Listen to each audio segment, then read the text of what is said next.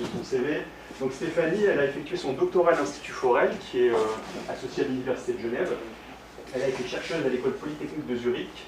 Elle a travaillé sur le PNUE, le Programme des Nations Unies en environnement, et à l'État de Genève. Tu le complètes pas, non, mais c'est trop bien. Tu me corrigeras. Non, mais c'est super. Okay.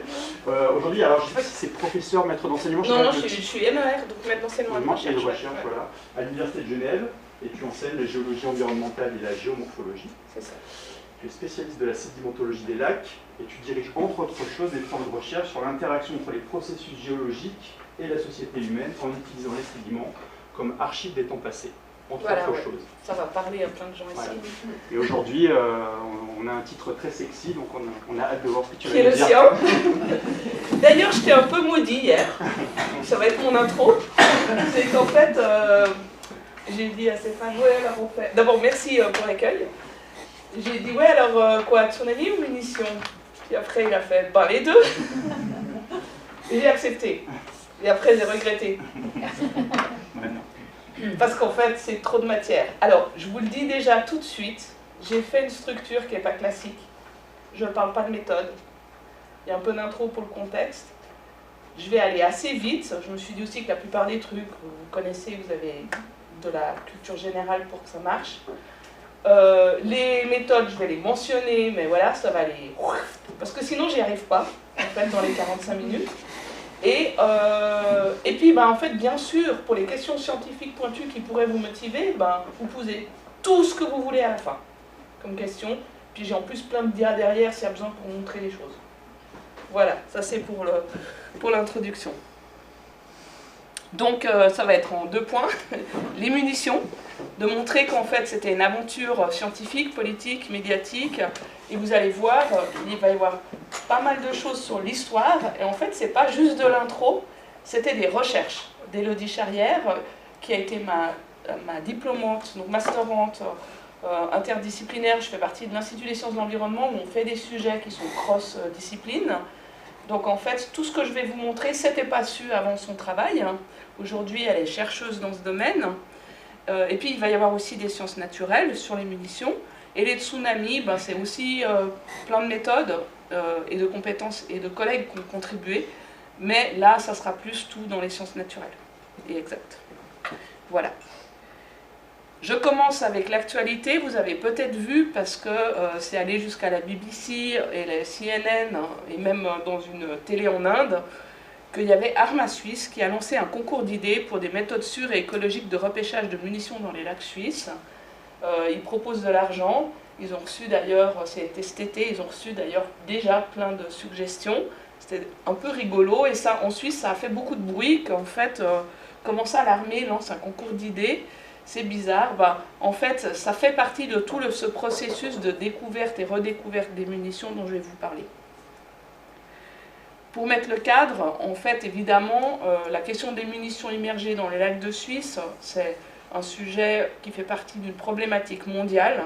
Vous le savez sûrement aussi, il y a des munitions et de l'armement immergés dans toutes les mers du monde entier. Et il y en a aussi plein en France, sur les côtes, et il y en a aussi dans les lacs français.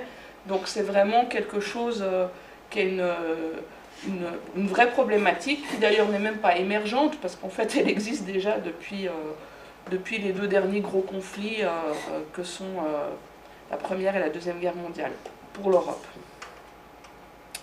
La petite intro pour les tsunamis, c'est un rappel que en fait, les tsunamis, c'est des vagues comme les autres. Ça a la même physique que les vagues de vent. La seule chose, c'est qu'elles ont une extrêmement grande longueur d'onde, qui parfois c'est des centaines de kilomètres. Et donc, c'est des vagues qui interagissent avec le fond de l'océan quasiment au moment où elles sont générées.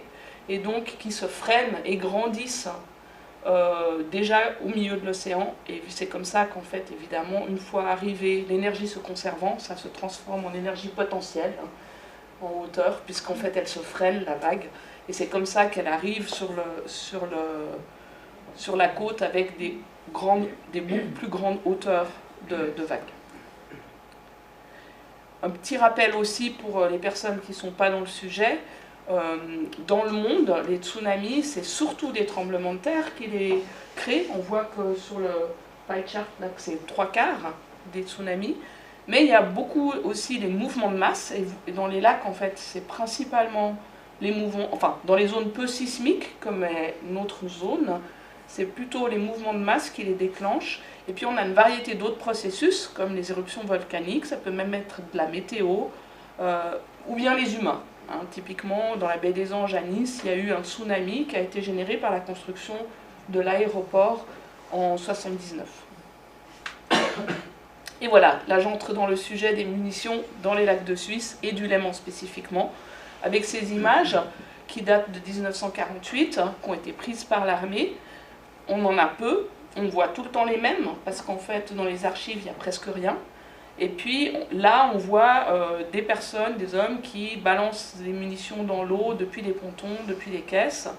Ça paraît hallucinant aujourd'hui, mais voilà, c'était des programmes tout à fait officiels dont je vais vous raconter l'histoire.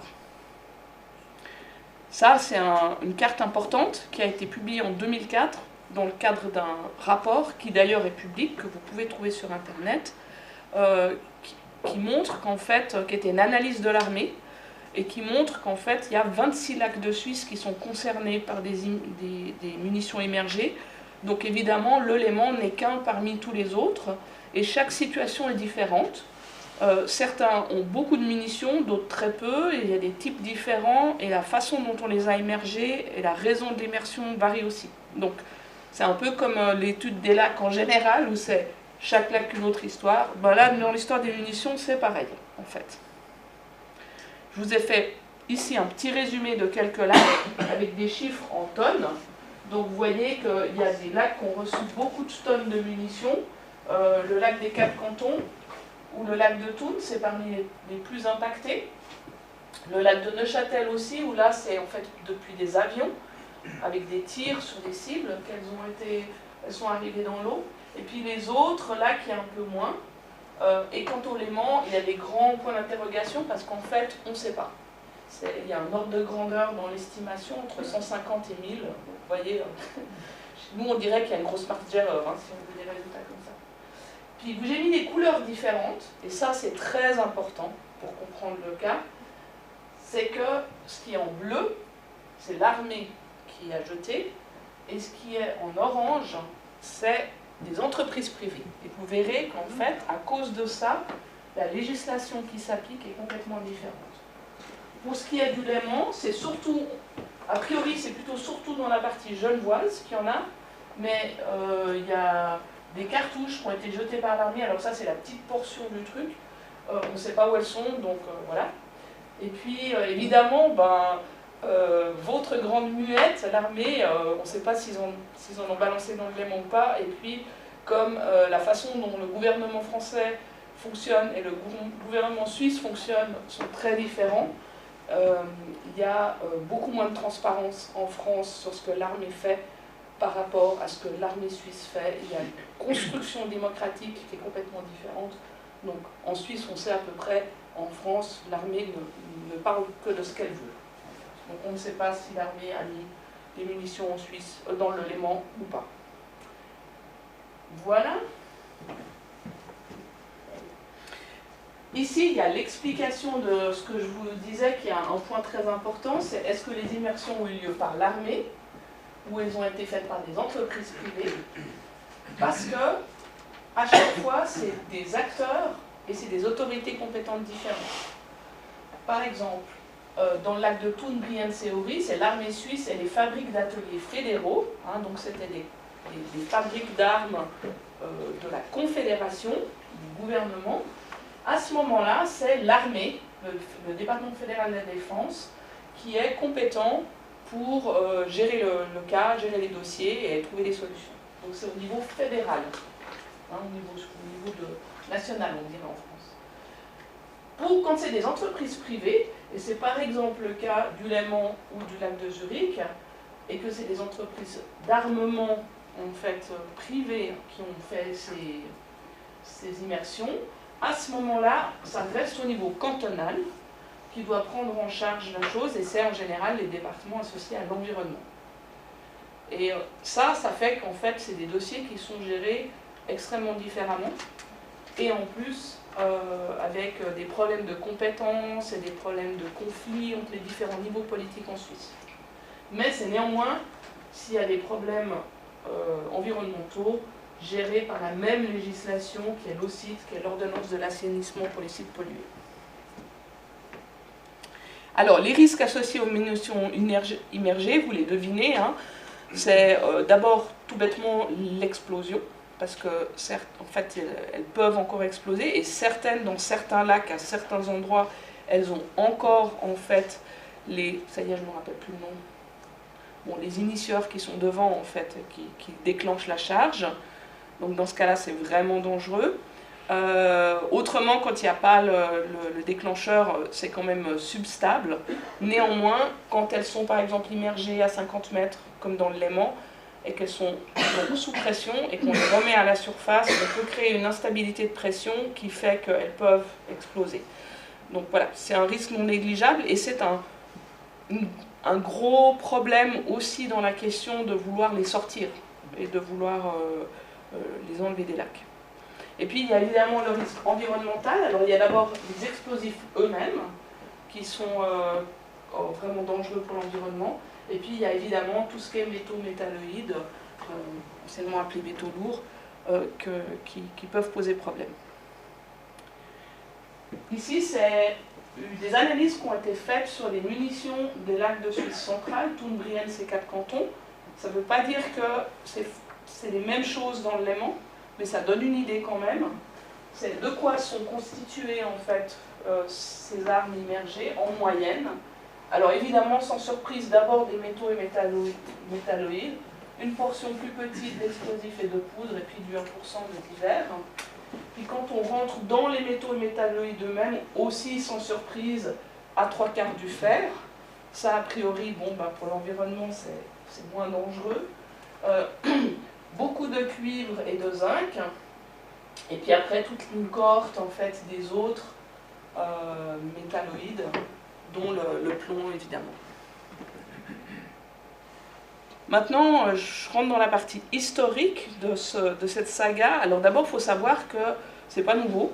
Ça a commencé les immersions d'armement déjà après le premier conflit mondial, donc la Première Guerre mondiale, et juste après, ou même pendant, dans le Rodzé, au canton de Lucerne, au lac de Thun déjà en 1920, et dans le Léman aussi, il y a eu des bombes au phosgène qui ont été immergées en 1928 et on ne sait pas où elles sont. Elles n'ont jamais été retrouvées, voilà. Donc, mais elles existent et c'est attesté. Maintenant, le gros du truc, il s'est surtout passé après la Deuxième Guerre mondiale. Alors, pour petit rappel, la Deuxième Guerre mondiale, la Suisse c'est un pays neutre, mais en fait, elle a exactement la même économie de guerre que tous les autres pays autour. Elle a une mobilisation générale et c'est une neutralité armée. Donc, en fait, la Suisse, exactement comme la France, l'Italie, l'Allemagne, produit de l'armement en quantité. Il y a même, en fait, des appels aux métaux dans la société pour avoir assez de métaux pour produire cet armement. Et donc, malgré qu'elle ne soit pas partie prenante des conflits, la Suisse, elle se retrouve exactement comme l'Allemagne ou la France à la fin de la Deuxième Guerre mondiale avec des surstocks de munitions. Et elle va procéder, comme les autres gouvernements, à des immersions pour s'en débarrasser. De ce point de vue-là, la Suisse, elle fait complètement partie de l'histoire européenne sur cette thématique-là. Elle n'est pas du tout un cas à part.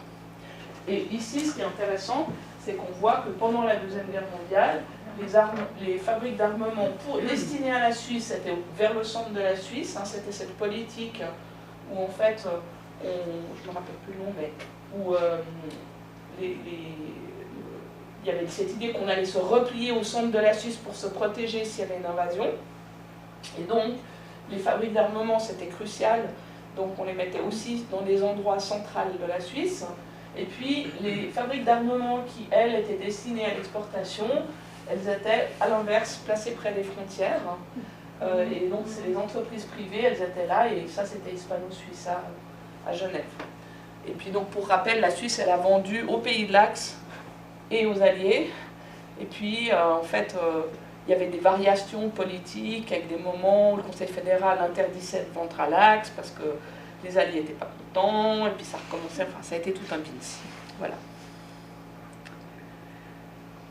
Maintenant, notre histoire d'immersion, elle commence après la Deuxième Guerre mondiale, et ça commence avec deux catastrophes, en 46 et 47, une explosion à Bailly et une autre à Mitholz. Mitholz, vous en avez peut-être entendu parler, c'est ce village en Suisse qui est vidé, qui va être vidé en ce moment pour une dizaine d'années, parce qu'en fait, ils doivent faire un assainissement, parce que la montagne entière risque d'exploser. Je vois qu'il y a des oui. Il y a énormément de couverture médiatique sur ce sujet en Suisse, donc si vous cherchez, vous allez trouver. Et donc, ce problème qui doit être réglé à coût de milliards et à coût de on vit d'un village entier, ça date de ce moment-là, de 1947. Donc, on est encore en train de devoir trouver des solutions à cause de cette explosion. Ça donne une idée de la catastrophe qui a eu lieu, s'il y a eu des morts, en fait, il y a eu des parties du village qui étaient détruites. Et c'est un peu dans la panique et dans la précipitation et sous la pression politique que le Conseil fédéral, donc notre gouvernement suisse, à l'époque, a dû trouver une solution pour ces stocks de munitions qui commençaient à exploser sur Terre. Et ce contexte-là, il est important à comprendre. Et donc, c'est là qu'en fait, en 1948, ils ont décidé d'immerger les munitions et de donner l'autorisation d'immerger les munitions dans les lacs. Donc c'est là qu'en fait, ça a commencé. Donc c'est intéressant aussi de comprendre que c'est lié à l'histoire de Mitholz. Et à partir de là, il y a eu une action exceptionnelle où on a déjà mis 2500 tonnes de munitions dans les lacs. Et ça a continué, en fait, pendant à peu près 2 décennies, jusqu'à que, avec l'amélioration des connaissances environnementales, et notamment aussi toute cette ces connaissances qui ont commencé à apparaître sur le tracé des métaux lourds dans les environnements, avec Minamata et tout ça, en fait, on a commencé à comprendre que ce n'était pas une bonne idée de mettre des munitions dans les lacs, et dans l'eau douce, et dans l'eau qu'on buvait. Et ça a été interdit dans les années 60. C'est les années 60 parce qu'il y a eu... chaque canton l'a fait à un certain rythme avec des législations un peu différentes. Et puis après, ça a été oublié. Ça a été oublié parce que il y avait des conflits de niveau entre cantonal et fédéral, parce que c'était aussi très caché, en fait, hein, avec des experts de l'armée qui géraient le truc. Et puis, il y a eu, ça a réapparu à la fois au niveau fédéral et puis aussi au niveau suisse. Je ne vais pas vous raconter toute l'histoire parce qu'elle est trop complexe et fouillée, mais je vais partir sur le Genève, parce que c'est ce qui nous concerne pour le Léman. Et dans le Léman, en fait, il y a eu des séries de découvertes, soit des pêcheurs, soit des plongeurs qui sont tombés sur des munitions. Il y a eu des enquêtes, ça c'était au début des années 90, et au début des années 2000 aussi, des premières investigations qui ont été faites pour évaluer les risques. Et c'est le moment où l'armée, à ce moment-là, faisait sa grande étude sur tous les lacs de Suisse pour ses munitions à elle, donc dans d'autres lacs. Et c'est le moment où il y a eu une première évaluation. Et au niveau fédéral, il y a eu une intervention d'une députée qui a écrit une motion pour en fait les faire sortir des lacs, qui a été rejetée par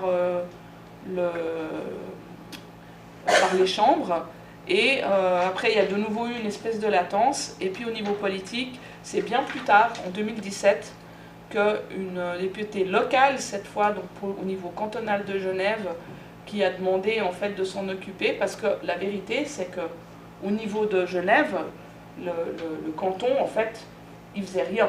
La vérité aussi, c'est qu'ils n'avaient même pas un dossier, parce qu'on m'a confié que le début du dossier, il a commencé avec ce fameux travail de master qu'Élodie Charrière a écrit, où elle a fait une vraie enquête, presque comme une détective, en fait, pour arriver à retrouver quoi, comment, quoi, parce qu'en fait, ça partait dans tous les sens. Et puis, il y a eu encore une autre étape supplémentaire avec la découverte de caisses de munitions posées sur le lac par l'association Odysseus 3.1 en octobre 2019. Et ça, c'est les grandes étapes où en fait la thématique est devenue publique. Ça, c'est en fait ce qu'il y a dans le fameux rapport de 2004 de l'armée, où vous voyez qu'il y a des zones d'immersion qui ont été définies sur la base de témoignages oraux parce qu'il n'y a rien comme papier, donc en fait on ne sait pas ce qui a été émergé, il n'y a pas de liste, il n'y a pas de carte, et donc c'est extrêmement vague. Et c'est pour ça aussi qu'elles ont été oubliées en fait pendant toutes ces années. Et ça c'est le fameux article de 2017 qui a fait les manchettes à Genève. Et ça c'est un journaliste qui est tombé sur le master de Élodie et qui a publié cet article-là. Et c'est ça qui a en fait rendu public l'existence des munitions dans le Léman et à Genève, parce qu'avant, publiquement, il n'y a personne qui était au courant. Donc le rôle de la presse, en fait, dans cette histoire est très important. Et puis, ça, c'est des photos des munitions faites sous l'eau par les plongeurs de Odysseus 3 en 2019. Et là, en fait, c'était une autre étape, parce qu'on voyait qu'elles reposaient sur les sédiments, elles sont couvertes de moules quagga d'ailleurs, et elles ne sont pas du tout immergées dans les sédiments comme les autorités le prétendaient. Et pour moi, ce n'était pas une surprise, parce que je savais que ce n'était pas possible qu'en fait elles étaient dans les sédiments, vu l'endroit où elles étaient, parce que le taux de sédimentation n'était pas suffisant, mais c'était leur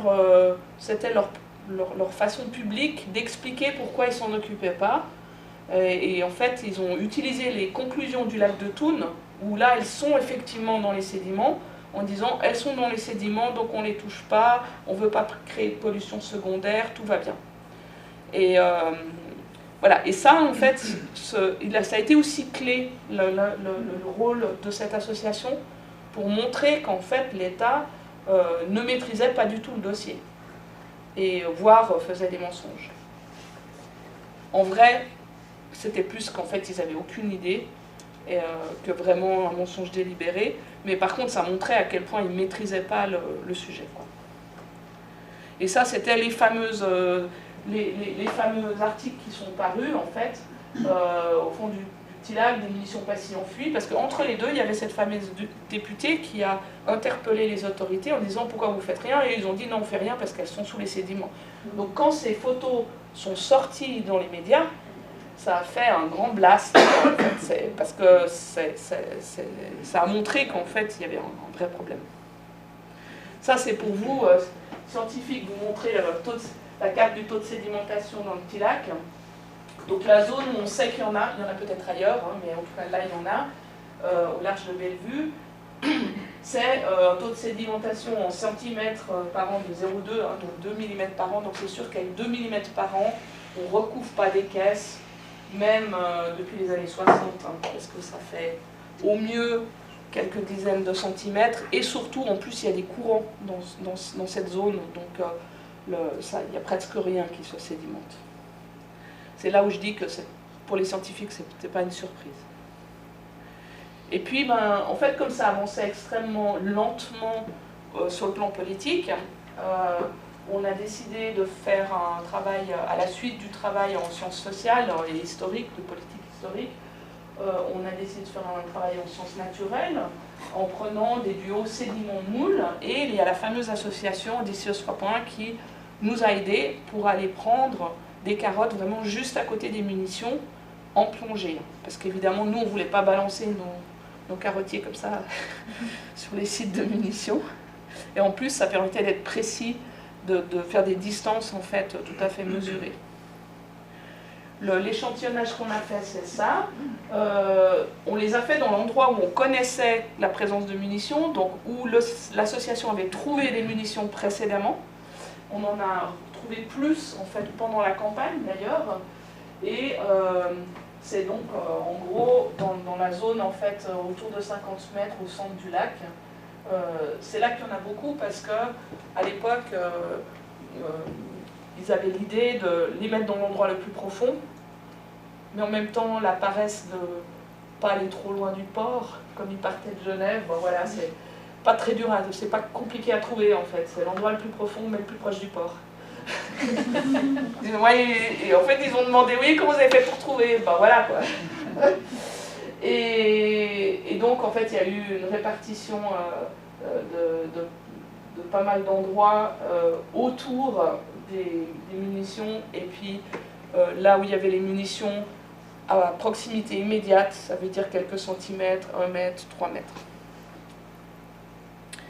Et là, je saute directement, en fait. D'abord, les carottes n'ont pas montré d'augmentation des métaux lourds dans l'étude paléo, donc en fait sur le profil. Mais par contre, on a fait beaucoup d'analyses sur donc, les moules et les sédiments. Et là, ce que montre ce graphique, c'était fait avec les méthodes d'attaque au sol et par les CPMS. Et ce qu'on voit là sur ce graphique, c'est en orange, c'est la répartition statistique des... Alors il n'y en a pas des tonnes non plus parce qu'ils étaient super durs à aller chercher tous ces échantillons. Vous avez les N ici. C'était une étude préliminaire pour un master. Donc vous voyez les munitions, enfin proches des munitions en orange, et puis en gris c'était considéré comme à référence, c'est-à-dire dans la même zone, mais à des dizaines, des vingtaines, des cinquantaines ou même 100 mètres de distance. Et ce qu'on voit, c'est que pour quelques éléments, on voit quand même des valeurs plus hautes dans la chair des moules, notamment là. Donc chrome, cobalt, manganèse c'est très net, cuivre assez aussi, nickel, bon ça se discute, le plomb, et puis le zinc surtout aussi. Et puis là on a fait la même chose mais pour les sédiments, alors exactement aux mêmes endroits, donc prélevés par les plongeurs. Et puis là, c'est un peu les éléments qui sortent, c'est le chrome, le cobalt, le cuivre, manganèse, nickel un peu plus, et puis zinc de nouveau. Alors, ces valeurs-là, je n'ai pas mentionné l'échelle ici, qui est évidemment, je m'excuse, complètement illisible pour vous, mais c'est des milligrammes par kilo, et là vous avez je crois que c'est 0,9 en haut, 0,8, 0,7, donc ce n'est pas des valeurs hautes. Et pour les moules, c'était le max, c'est du 2,7 mg par kilo.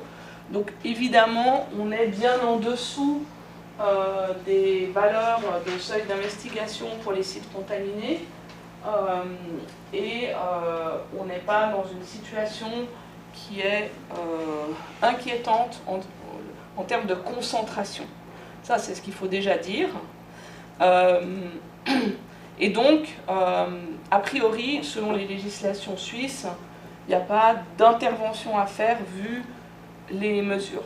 Maintenant, nous, ce qu'on a fait comme travail, on ne l'a pas fait dans ce sens-là, on l'a fait pour un peu défricher le sujet, puisqu'il n'y avait rien, le faire bien. Maintenant, modestement, puisque c'était qu'un travail de master et qu'on n'avait pas de financement, il faut aussi le dire. Mais c'était plutôt rassurant. Par contre, ce qui n'était pas rassurant, c'est qu'il y avait un clair gradient avec un effet de halo autour des munitions, avec les teneurs qui augmentent, qui diminuent au fur et à mesure qu'on s'éloigne. Donc ça, c'est quelque chose qu'on ne comprend pas forcément. On ne sait pas si c'est que la corrosion commence déjà sur les munitions, ou s'il y a une espèce de mini-écosystème avec toutes ces moules qui concentrent les particules qui sont dans l'eau, qui partent des munitions et qu'elles retombent sous forme de fesses autour et qui tombent dans le sédiment. Voilà, le processus par lequel ce halo se forme, on ne sait pas. Nous, en tant que scientifiques, on pense que ça doit être surveillé, et puis il faut surtout que ça soit plus étudié. Mais voilà. Et puis, on parlera des munitions tout à la fin. Et puis, en tout cas, il faut en savoir plus. Pendant ce temps, avec toute cette agitation politique, les autorités du canton ont été mises face à leurs responsabilités et ils ont placé dans le cadastre des sites pollués, ce qui permet du coup de suivre, de devoir organiser des investigations selon cette fameuse ordonnance des sites contaminés. Donc quasiment la totalité du lac du Léman-Genevois a été placée dans le cadastre des sites pollués, fin 2021. Et ça les oblige à suivre toute une démarche d'investigation pour traiter le site s'il y a besoin et pour faire des analyses. En soi, c'était une grande victoire, de départ en tout cas, puisque avant ce n'était pas le cas. Et donc, ça veut dire que tout, en fait, cette agitation politique, médiatique et scientifique a aussi permis d'obliger les autorités de prendre en compte ce sujet. Voilà, et c'est une affaire à suivre. On passe au tsunami. J'ai plus que 10 minutes, je crois. J'ai commencé à... Ouais, on va y aller, oui. Je vais y aller vite fait. Alors, les tsunamis, d'abord, je dis les parce qu'en fait, dans les lacs périalpins, il y a plein d'histoires de tsunamis. Il y a plein de preuves d'histoires de tsunamis. Donc, ceux du Léman ne sont pas du tout des exceptions. Ils sont listés là et ils ont eu des causes différentes, parfois des écroulements rocheux, parfois des tremblements de terre, et puis parfois aussi des écroulements spontanés, c'est-à-dire le dernier grain de sable qui arrive, qui crée un glissement sous lacustre et qui génère un tsunami. Donc voilà, ça c'est un petit bilan de ce qu'on sait. Maintenant, évidemment, c'est une liste qui potentiellement va augmenter au fur et à mesure de toutes les recherches faites dans les lacs. Et puis là, je saute tout de suite à l'événement du lac de Lauwert, qui est un tout petit lac de Suisse, où il y a eu un événement en 1806 qui est très connu des géologues, parce que c'est un des grands glissements de l'époque du 19e siècle en Suisse, le glissement de Rossberg, dans la localité de Goldau. Et là, en fait, il n'y avait pas la photo à l'époque, ni les smartphones, mais il y a un jeune ado de 15 ans qui a dessiné ce descriptif incroyable pour rendre compte de ce qu'il a vu, parce qu'il a été témoin en fait de ça. C'est évidemment dramatique parce que c'était son village et sa communauté, mais en fait c'est extrêmement précis parce qu'il décrit la loupe d'arrachement, il décrit la masse de roche, il décrit des volutes de fumée verticale qui montent. Moi j'ai des collègues dans les sciences de la Terre qui étudient ça, ces processus qui existent vraiment quand il y a des gros écroulements, donc c'est incroyable qu'il les décrit aussi bien. Et puis alors il y a même des chiffres en fait sur le dessin, il décrit les églises, les maisons qui sont parties, qui connaissaient. Il montre des énormes vagues sur le lac de Lauwert, des maisons qui ont été emportées dans l'eau par le tsunami. Et puis ici, il y a quelque chose de plus mystérieux, et c'est cette partie-là qui est intéressante de mon point de vue. C'est qu'en fait, il y a des sortes de vagues de boue. C'est comme ça qu'il les dessine. Et ce qu'on voyait très bien sur le dessin d'avant, c'est qu'on voit très bien que le glissement, il n'est pas tombé dans le lac.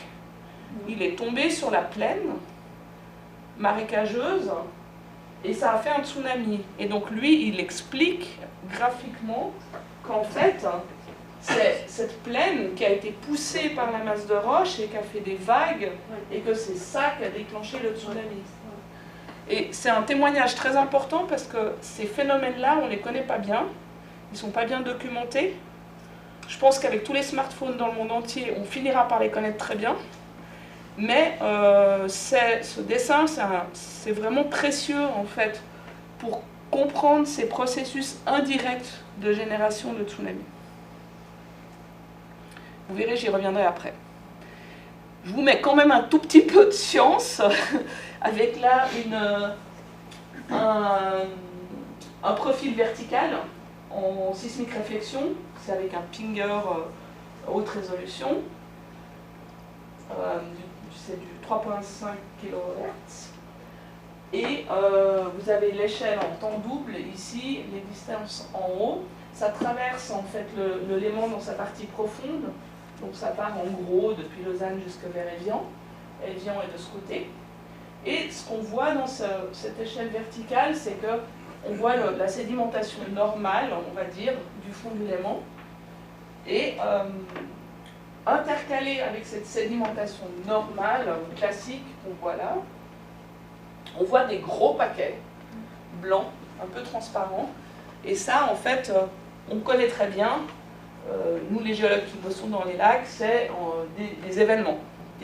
C'est du sédiment qui s'est déposé en une fois, et ça représente soit des glissements, soit des turbidites. Et ça se voit d'ailleurs aussi parce que il y a des bases érosives où on voit qu'il y a des paquets de sédiments qui ont été enlevés.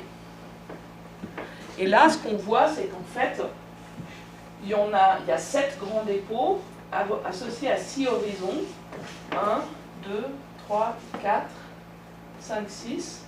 Le 7e, il est sur une autre ligne sismique, donc on ne le voit pas sur cette ligne. Et on voit que là, il y en a 2 en fait, qui sont sur le même horizon, donc probablement qui ont eu lieu en même temps, mais qui sont partis respectivement, un de Lausanne et l'autre d'Évian.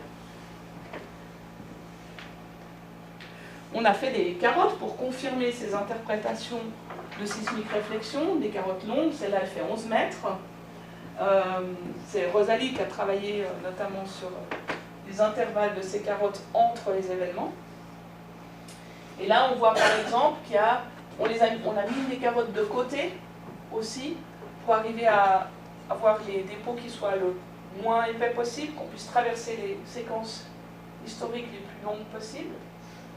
Et là, on voit par exemple qu'on a un gros dépôt qui fait, c'est une grosse turbidite qui fait 1 mètre, mais évidemment, au centre du bassin, elle fait 10 mètres, donc elle est 10 fois plus grosse.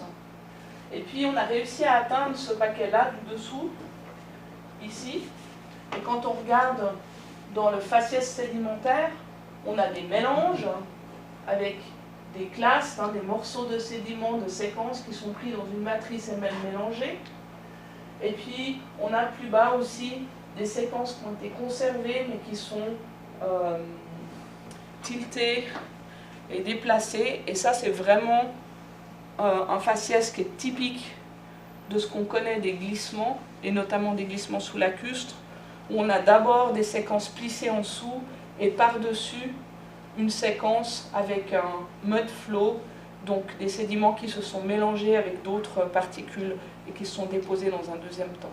Ça, c'est pour ce dépôt-là. Et puis ça, c'est vraiment juste une gigantesque turbidite, donc quelque chose qui a été complètement mélangé et qui s'est redéposé avec les particules grossières à la base et les fines en haut. Là, on a utilisé beaucoup de carbone 14 pour faire un modèle d'âge. Je vous passe les détails. Mais en gros, ça a permis de dater tous ces horizons, et notamment le gros paquet du sommet, qui était du 6e siècle. Et là, on l'a attribué à 563, parce qu'il y avait un événement historique décrit dans les archives qui donnait l'année près. Et donc, comme dans le 6e siècle, il n'y a aucun autre événement connu, on s'est dit que ça devait être celui-là.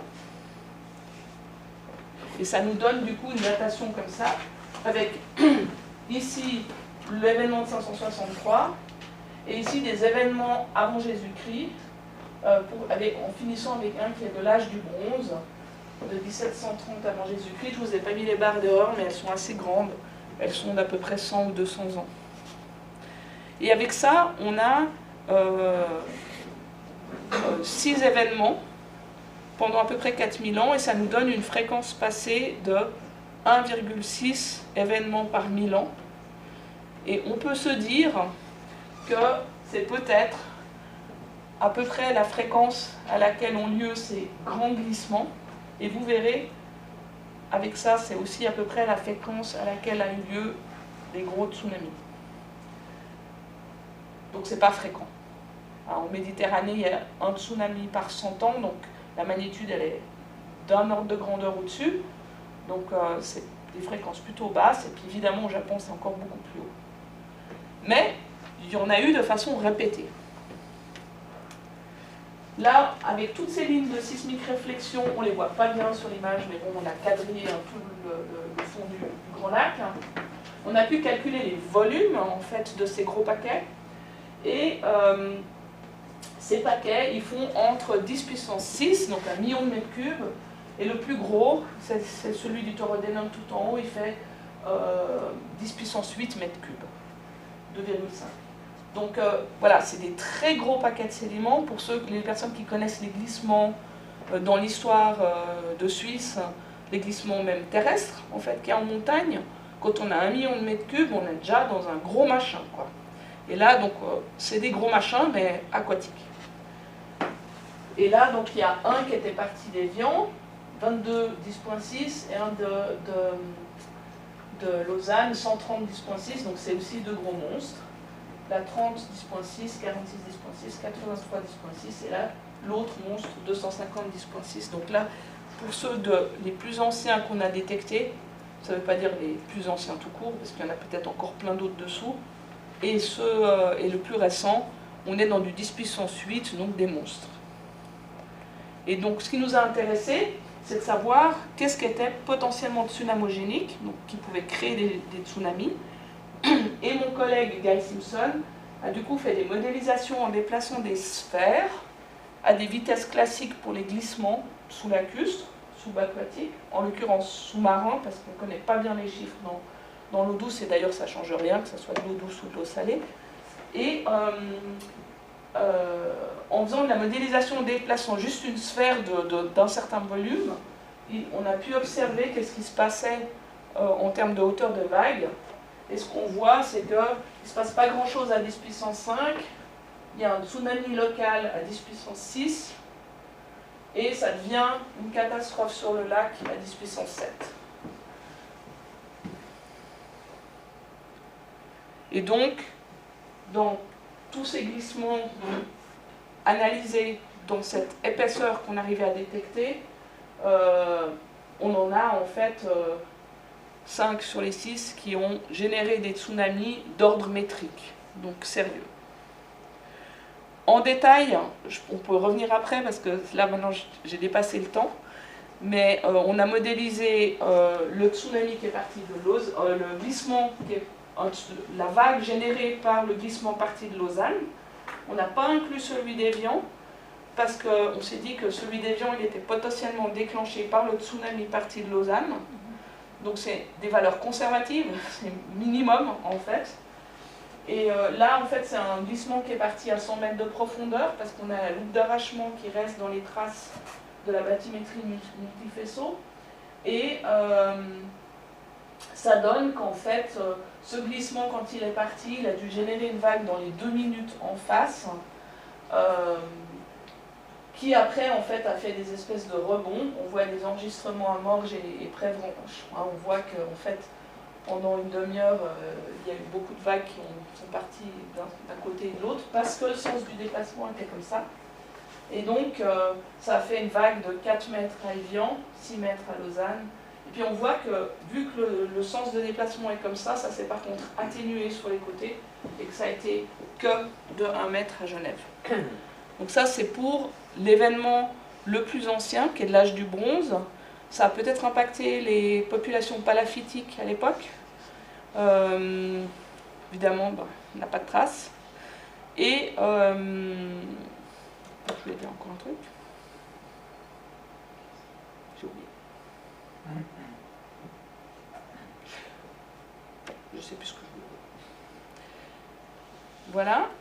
On a aussi modélisé, Guy Simpson a aussi modélisé le volume qui est parti du delta. On sait qu'il est parti du delta parce qu'on sait que le sable avait l'origine du delta du Rhône dans le Léman, donc cette zone-là, pour le gros dépôt le plus récent, donc celui de 563. Et là, en fait, ça a pris 70 minutes pour arriver à Genève. Et vous avez les chiffres des hauteurs de vague, la première vague, qui sont écrits en noir tout au pourtour du lac. Donc, entre le moment où le glissement est parti, il s'est déroulé, par exemple, pour Thonon, 15 minutes avant que la vague arrive, et la première vague a été de 3 mètres.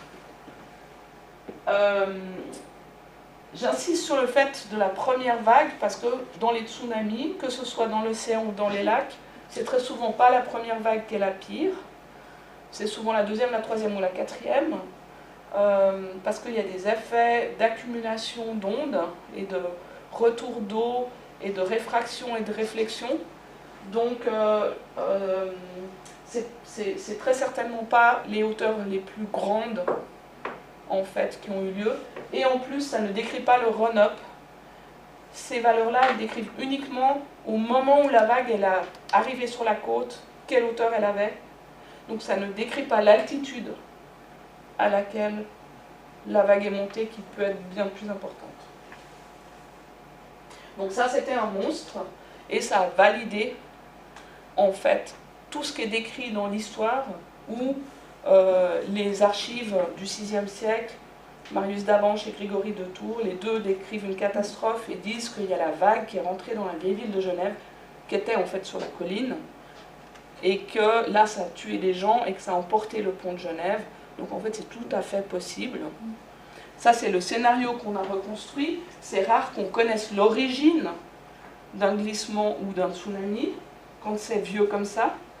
Puis là, grâce aux archives, on sait qu'en fait, il y a une montagne qui s'est écroulée dans la plaine du Rhône, et on pense, et c'est pour ça que je voulais montrer, que ça s'est fait dans un processus, un peu ce que je vous ai montré sur ce dessin au lac de la Huertz, mais en gigantesque. C'est-à-dire que la masse de roche, elle a sûrement pris la place de tous les sédiments dans la plaine du Rhône, et poussé en fait des paquets gigantesques de sédiments vers le lac, et ainsi le delta s'est écroulé, et ça a généré un énorme glissement dans le lac, qui a fait une vague jusqu'à Genève.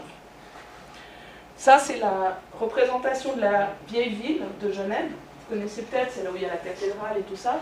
Et les archéologues, en fait, ils ont reconstruit la ville burgonde, déjà bien avant, hein, c'est des données anciennes.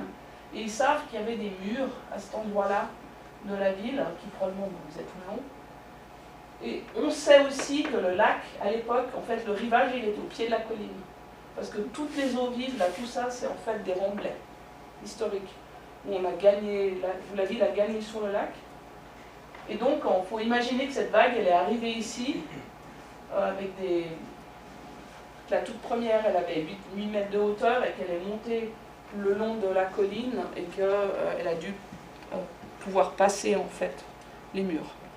Ça, on l'a confirmé avec une autre étude et une autre modélisation qui a été faite dans le cadre d'un travail de master, où là, en fait, on a essayé de modéliser sur tout le lac, mais ce n'était pas possible parce que le modèle était instable, donc on a pu le faire que sur le petit lac. Mais sur le petit lac, elle a modélisé en détail qu'est-ce qui se passait avec le run-up sur la topographie actuelle, en utilisant le précédent modèle, les hauteurs de vagues en fait, dans le lac profond. Et ça a permis de donner vraiment des hauteurs maximum sur le terrain de où les vagues étaient arrivées. Aussi, qu'est-ce qui se passait entre les différentes vagues. Et à Genève, c'était à peu près toutes les demi-heures qu'il y avait une vague qui venait, qui repartait. Et puis, ça a montré aussi quelles étaient les vagues les plus hautes. Et ça, c'est l'inondation maximum sur tout l'événement. Donc on voit le rivage d'aujourd'hui et on voit que c'est tous les maquis, tous les eaux vives, et puis des portions importantes des acacias et de carouges qui ont eu des inondations.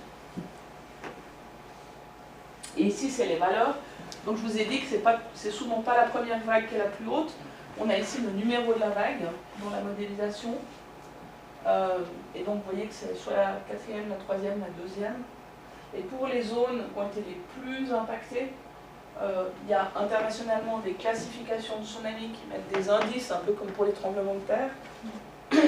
Et un tsunami de classe 5, je crois que c'est le max, en fait. C'est typiquement ce qui s'est passé au Japon en 2011.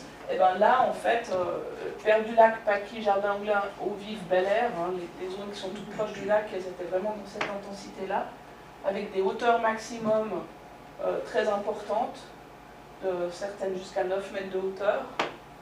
Et les plus hautes étaient effectivement la troisième ou la quatrième vague, pas la première. Et ce qui est très important aussi, c'est ces valeurs-là. Ça, c'est en fait des mètres carrés par seconde. C'est une valeur en fait qui est censée représenter un peu la traction. Donc c'est un déplacement de surface par unité de temps. Alors nous, on n'utilise pas le mot flux pour ça, hein, dans nos domaines scientifiques. Les flux, pour nous, c'est autre chose. Mais ça, c'est les gens en GIS, en fait. Ils utilisent cette notion-là comme du flux. Donc c'est pour ça que ça s'appelle comme ça. Mais ce qui est important, c'est qu'en fait, il est considéré qu'au-delà de 2 mètres carrés seconde, un adulte ne peut plus tenir debout parce qu'il est emporté. et que les infrastructures sont détruites dès 7 mètres carrés secondes. Et ça, c'est super important parce qu'en fait, les tsunamis, c'est pas tant forcément la hauteur qui est importante, c'est beaucoup plus la traction. On le voit dans les images de Valence, avec cette lave torrentielle qui arrive dans la ville. C'est pas forcément très haut, quoi. Mais en fait, ça transporte des voitures comme si c'était des balles de ping-pong, quoi. Et donc ça, c'était intéressant parce que ça a mis des valeurs là-dessus. Et on voit que, un peu partout, c'était soit proche de 2, soit au-dessus.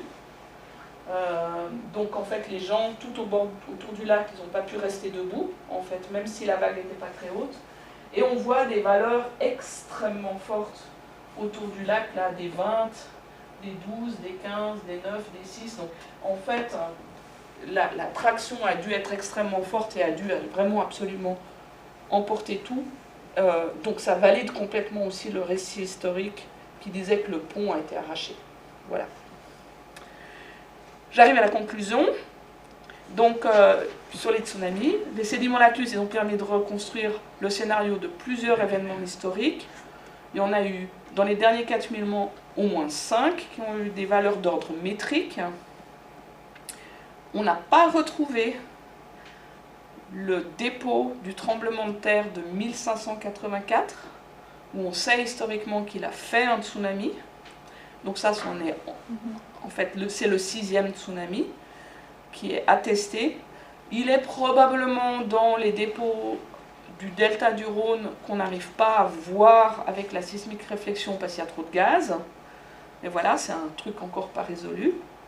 Et puis c'est la fameuse fréquence dont je vous ai parlé de 1,6 tsunami par 1000 ans qu'on peut du coup estimer.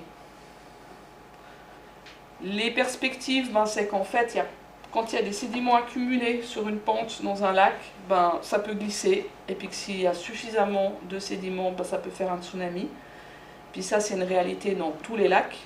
Et je dirais dans tous les lacs où il y a un delta. Et donc, c'est quelque chose avec lequel il faut vivre.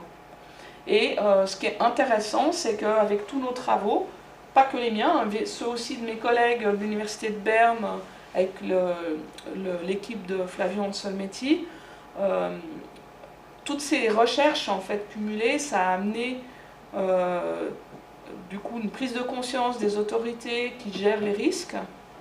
Et en ce moment, l'Office fédéral pour l'environnement en Suisse essaye d'établir une logique, une feuille de route pour comment est-ce qu'on gère les risques de tsunami, parce qu'évidemment ça ressemble à une inondation, mais ça a l'imprédictibilité d'un tremblement de terre. Donc en fait, ils n'ont pas l'habitude de gérer ça, et ils ont lancé un groupe pilote cette année-ci pour voir quelle est la méthodologie on doit utiliser. C'est le Léman qui a été utilisé dans le projet pilote.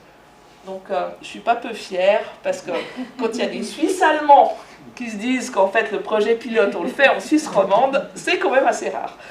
Et voilà, et dans ce groupe il y a la Confédération, les cantons autour du Léman, les universités Berne et Genève, des bureaux privés, et il y a aussi quelques personnes qui représentent la région pour la France. Voilà.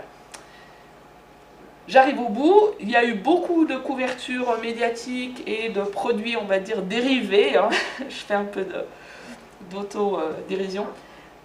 Sur ces sujets-là, il y a eu un très beau documentaire produit par Arte